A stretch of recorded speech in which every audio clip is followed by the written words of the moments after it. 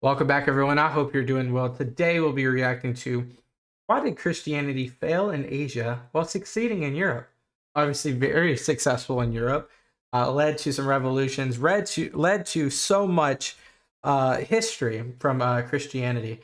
And on the Eastern side, I'm guessing that we're going to talk about the many different religions of the East: Buddhism, Hinduism, of course, Islam, and maybe some others as well. So I've always kind of been interested in what is the reasoning of this versus this.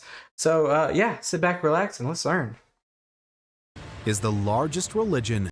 Christianity is the largest religion in the world. The faith is currently followed by over 2 billion people.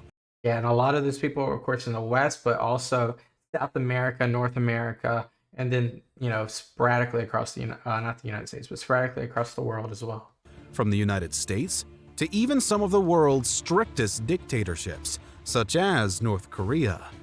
Originating in the Middle Eastern region of Judea, I didn't know about that. Christianity today is often associated with the Western world, despite being a global faith with a foundation in the Mid-East. Nevertheless, this may be in view of the fact of the inability for Christianity to take flight as well in further East areas, such as Asia, than in the West. From its center point in Judea, Christianity began its early spread through the surrounding countries of the Levant. Yeah, and of course there are three Abrahamic religions. We have the Judaism, we have Christianity, we have Islam.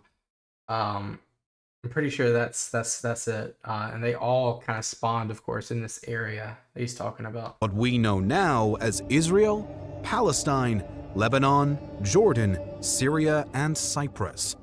This led to the rollout into the Asian continent of Christianity as Antioch became a new home base for the faith after its evangelization allegedly by Peter the Apostle himself, as well as Paul and Barnabas. So we're like in terms of historical timeline, we're at around like the 20, 30. No, we're probably like 50 AD almost right here. Apostles Thaddeus and Bartholomew and Simon and Andrew further evangelized Armenia and Georgia respectively as the span. And that's another, like if you look at a country, like the countries that in this area, that's why, Georgia, Azerbaijan, Armenia are they're kind of Western type countries almost. Of the budding religion stretched further to the Eastern world, passing additionally through Mesopotamia and Parthia, and allegedly India as well, on its way to the Far East. The belief is that throughout these early centuries, Nestorian Christians eventually moved from the lands of modern-day Iraq into China, with the earliest known evidence of such contact coming from the age of the Tang dynasty. What is this? Between the 7th and 10th centuries. Okay, so we're about 700 years after the original conversation. The early Christian mission in China is thus known to have been established by a priest by the name of Alopen in 635 AD, welcomed by the emperor himself, in spite of pushback from the local Buddhists and Taoists. And the Silk Road did this, which is interesting, isn't it? It's not just commerce that the Silk Road produced, it's religion. The growth of Christianity in China would surge at first, but then hit a stall under the later, less accepting imperial rulers. Efforts to evangelize would pick up again during the Mongol period, as its leaders tended to be more religiously tolerant, and the prodigious Kublai Khan and many of his relatives had even married a Nestorian woman. The Christian faith was not only tolerated but now welcomed under Mongol rule. And when Catholics attempted to convert the Mongols centuries later, they were amazed to find that Christianity had already reached them. And one thing that this chart's not really doing us justice is the Mongol Empire, went far from where it's at right now, and I'm wondering if it's going to advance it to that part. But they obviously went into Eastern Europe, into the Middle East, etc., parts of Russia, all through Russia. Mongolia, obviously China. So it had a huge grip on the world. So it's not it's not too what's it called? It's not too rare to see Christianity in the Mongol Empire. Still, in response to a request for aid in solidifying the Chinese Yuan dynasty, Pope Nicholas IV sent John of Monte Corvino, a Franciscan missionary, to the Mongol court. John was passionate about solidifying and expanding the Christian faith in the Chinese territories, and even went so far as learning the Mongolian language in order to translate parts of the Bible for the locals. He was committed. His work led And he didn't have Duolingo. to further expansion of Christianity in the region, and even some converts shifting from Eastern Nestorian to Western Catholic Christianity. With the death of the Yuan dynasty in China, however, came the death of the evangelism in the region as the Ming dynasty took over and quickly expressed their intolerance. Christianity in China would not disappear entirely, though, and its existence and growth would continue to ebb and flow over the centuries to come. Today, China is home to an estimated 20 million Christian adults, or roughly 2% of the population. Yeah, that's a minority. It's going to be mostly Buddhism, followed by, let me guess, it's going to be Buddhism, Hinduism as the main two, and then forget the other one, but what is it? It's the one. It was actually a religion. It's more of a it's a religion of not Stoicism, but I forget if like Zen. I forget the actual term, but the one of the great ancient Chinese philosophers, might not even be an ancient philosopher, one of the philosophers of China, pretty much founded this religion. Let's see if he says it. As of 2018, it's a large number, but nothing compared to the over 60% of America's population being of the Christian faith. But it tracks though, like Christianity thrived in the West. Most of the United States started from the British Isles. So, and the British Isles mostly Protestant or Catholic. So, come on. China, of course, was far from the only Far East country to be reached by Christianity. India, of course. In Taiwan, Which is Taiwan is China. But okay, I can't say that because it's a very controversial thing. China and Taiwan are basically of the same people. It was a split, obviously, in the 50s. I digress. Many English and Canadian Presbyterians had brought their religion to the island with notable success. When mainland Chinese residents soon made their way to the Taiwanese island after the mainland's communist takeover, Christianity multiplied.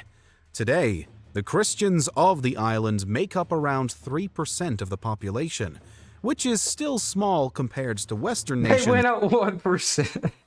Sorry, I thought he was about to say 30. 3? That's funny. But considerable nonetheless. Japan took to Christianity better at the start. Remember, Japan's the isolation, just kind of like China is in large parts of the world, but Japan isolationism for a long time. And yet much worse now in the present day. Christians in modern-day Japan account for only around 1% of the contemporary population, notwithstanding the masses of converts centuries. Confucianism is what I'm thinking of, by the way. I know that's a tangent at this point, but Confucianism. Prior, when Christianity first reached Japanese lands. The 17th century marks the beginning of the end of this era of success for the faith, known as the Christian century in Japan. Some faithful did remain, and when Christian missionaries were eventually allowed to return hundreds of years later, they would discover this fact. Other Asian nations, such as North Korea, furthermore house what one could describe. And remember, he's saying North Korea, so he's only talking about like 1952 plus. As undercover Christians, thanks to evangelism in the 1800s by many American Protestants. Okay. These early Korean Christians quickly became passionate and motivated on their own to continue and share their newfound faith. Modern-day South Korea houses some of the world's largest Christian churches as a result, and a large number of missionaries of their own are now being sent abroad. Nearly 30% of South Korea's population considers themselves Christian today. That's 10x Taiwan and like 12x China. And even under the rigid totalitarian regime of North Korea, it's believed that feasibly around 1%, the same as Japan, of the people follow the Christian faith. The largest Christian population within any Philippines. Eastern Asian country can be found in the Philippines. In Philippines, the reason that is Spain, who is in the West, basically brought the religion here. I believe this Spain. Might have been someone prior to Spain, but Spain basically occupied this territory up until like the late 19th century. And then, of course, the United States for a time actually controlled the Philippines for a little bit. And then I think there was some other handoff there at the after that. But basically, Philippines, that makes perfect sense. I'm going to guess like 50% of people here, maybe 50 plus. Which is home to a particularly large Catholic community thanks to colonization by Spain over a span of almost 400 years. I'll do it. Protestants did make their way to the Philippines as well under the later dominion of the Americans, with many missionaries attempting to convert those that the Catholics had failed to. Today, a stunning 78%. I didn't expect a number that large. To 90% of the population, depending on who you ask, label themselves as Christian. That accounts for over 85 million people. That's a lot. This remarkable success by the Christian missionaries can be attributed to the overwhelming aid they received from the presence of Catholic Spaniards, followed by Protestant Americans during the colonial era. Furthermore, with no widespread centralized religion to contest with the newly introduced faith, the Philippines was essentially an open door, just waiting for the Christians to enter and spread the word. Other Asian nations such as Thailand, Myanmar, Sri Lanka, Indonesia, Cambodia, Vietnam, and even India house small yet important Christian populations as well. I thought this video was also gonna like talk about like why it failed. I see it's one track. I was also gonna say like how did, I guess that's another video conversation, is like why did Buddhism or Hinduism become the majority of the people that practice? Principally as a result of limited missionary evangelism, and in the case of Vietnam, communist ideology supreme. And I know I keep pausing, but another thing to think about, like these countries are also modern. There was what was it, Siam right here. It was India's different shape. Bangladesh, wasn't there. I mean, there's a modern side of this versus how it looked for last 2,000 years. Primacy in more recent history. Another vastly significant reason why Christianity failed to surge in these countries can be attributed to the existence of competing religions, such as Islam, Buddhism, and Hinduism. This last factor may be the most prominent reason why Christianity failed to spread as rapidly or as widely in the Far East as it had out west.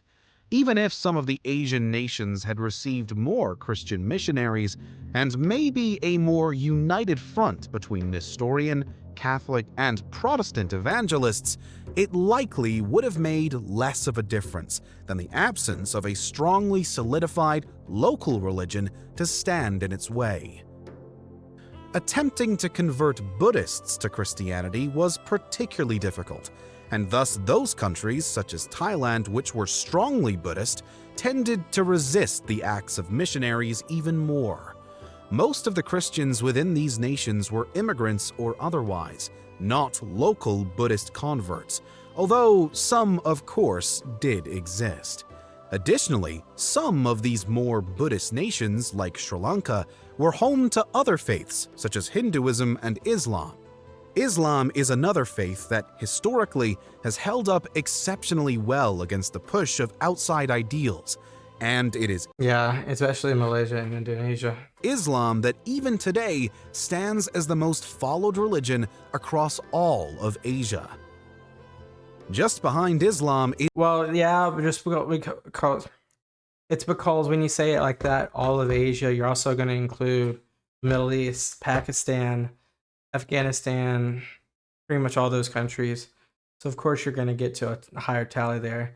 Buddhism is mostly China, Thailand, Cambodia, Korea-ish.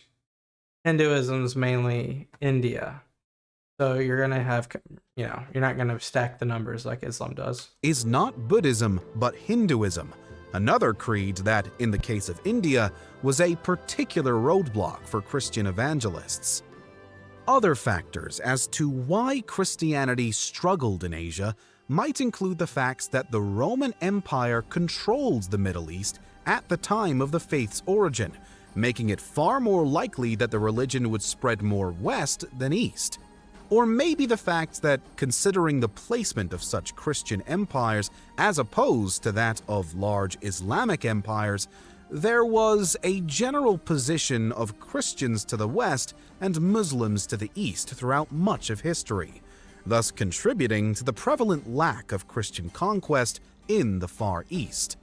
And obviously we have the Crusades that kind of like meet right in the middle right there, continuously. But yeah, like it was like a blockade basically from west to east. Adding to that idea would furthermore be the concept that religions often spread through conquest and colonization, both of which were easier to do closer to the home bases of the Christian nations as opposed to making long journeys away from home with their military forces. And still, some suggest that there may have been another important reason: Eastern culture. The idea of guiding principles and a more philosophical approach to life tended to permeate Eastern cultures, which meant that the idea of religions like Christianity or even Islam would have been rather foreign and counterintuitive. Although the eventual massive success of Islam seems to show the willingness of Eastern Asians to adapt to such an idea when more exposure and an early introduction existed.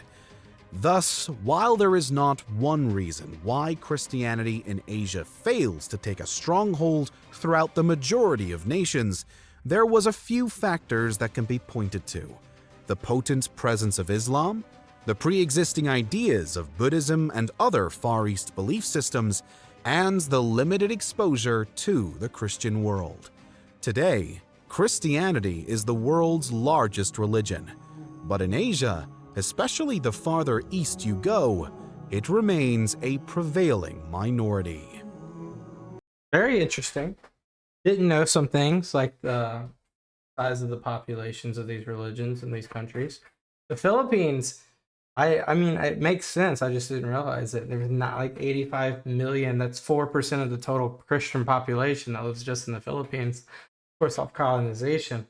Over time, I see obviously that sustaining, Taiwan growing, and more influence happening in the East. But I think anywhere, I think there's just going to be a continuously grow of it everywhere just because of the digital exposure, which is another transmission way, not just conquest and colonization, but digitalization.